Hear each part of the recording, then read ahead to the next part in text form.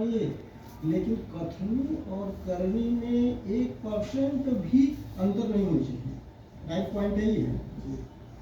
यही चीज को कबीर जी ने भी कहा है, बुद्ध ने भी कहा है, दोनों मध्यम मार्गी हैं।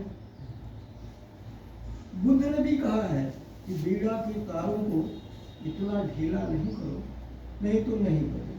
बीड़ा के तारों को इतना न कसो, नहीं तो टूट जाएंगे।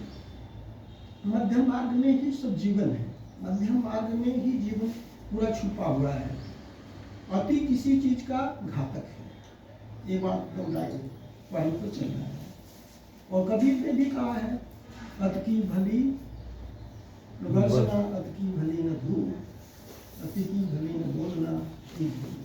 जितनी आवश्यकता है उतना ही करना चाहिए, बोलना चाहिए, बोलना चाहिए, ज्यादा सुनना चाहिए, कम बोलना चाहिए। ये राइट पॉइंट है।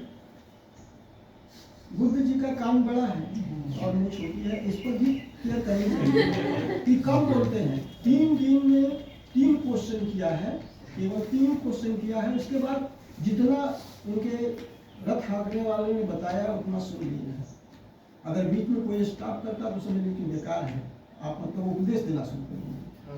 सुनिए, बुनिए, धुनिए, मथिए, ठीक है। मथने के बाद ही मक्खन मिलेगा, नवनीत जिसको बोलते हैं, नवनीत।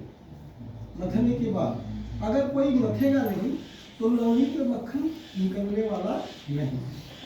ये राइट पॉइंट है कि बिना मथे नहीं मिलेगा। इसी बात को अब्दुल रहीम खान खाना ने कहा है कि बिगड़ी बात बने नहीं, चाहे लाख करो तिनको, रहीमन बिगड़े दूध को मथे न माखन। तो मथने से ही माखन होता है। अगर आप नहीं मथेंगे और उसको शीतलता नहीं देंगे तो पिघल करके कौन फैला रहेगा, वो मंठा बन के रह जाएगा। मक्खन को कलेक्ट करना है तो उसको मथने के बाद उसको शीतल करना है। शीतल यानी ठंडा दिमाग से सोचना है। राइट पॉइंट इसमें छिपा हुआ है, ठीक है। तो कबीर ने भी वही बात को कहा है, सब कुछ ने वही कहा। जितने भी पूर्णिमा को पैदा होने वाले संतों ने बात कही है वो सही है। जो पूरे महीने में अष्टमी नवमी में पैदा हो गए वो तो थोड़ा सा गड़बड़ हमें लगता है। राइट पॉइंट है, राइट पॉइंट है। जो पूर्णिमा को पैदा हो गए हैं वो पूरी बात सही कहते हैं, उनकी बातें पूर्ण होती है, सत्य होती है, सब कुछ नहीं होती है। जो लोग इनसे पीछे हट करके पैदा होते हैं, नवमी को पैदा होते हैं, अष्टमी को पैदा होते हैं, इनकी बातें पूर्ण नहीं समझ में आती। ये राइट पॉइंट। महीना पूरा नहीं हुआ, हाफ पॉइंट हो गया। देखिए माने जाते हैं लेकिन समझे नहीं जाते हैं, बात ये है। क्योंकि हम बता दिए पहले कि हम राइट पॉइंट बोलते हैं, ज़्यादा वो नहीं करते हैं। सब बात वही है कि अगर आपको किसी चीज़ को सुन लिया, भूल लिया, अब जब तक अपने व्यवहार में उसको प्रयोग नहीं करेंगे तब तक वो कामकाजी नहीं है, उपयोग की चीज़ है। यूजलेस कहिए अंग्रेजी में, यूजलेस, ठीक है। तो इस तरह है, ज़्यादा वो नहीं। जैसे आप हमारे खेत में गए तो हमारा भी एक थीम है, उसमें सोच है।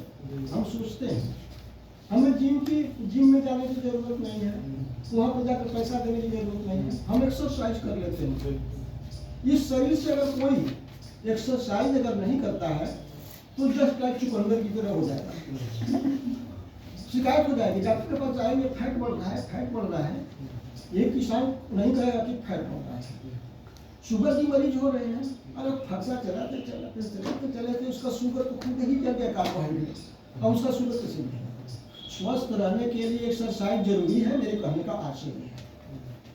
तो स्वस्थ भी अगर आप रहेंगे तब आपका दिमाग स्वस्थ रहेगा, सही सोचेगा, सब कुछ करेगा। राइट पॉइंट है कि नहीं?